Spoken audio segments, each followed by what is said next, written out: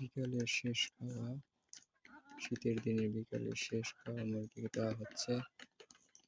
খাদ্যের দাম বেশি, ভুসি আর ভাত মিশিয়ে খাওয়ানো হচ্ছে গরম পানি মিক্সার করে। কি মজা করে খাচ্ছে এগুলো দেশাল মুরগি।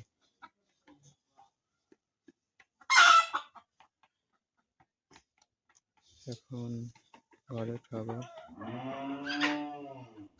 সব খাওয়া দাওয়া প্রস্তুত শেষ। খেয়ে দিয়ে এখন সব ঘরে উঠবে, তার গন্তব্যে।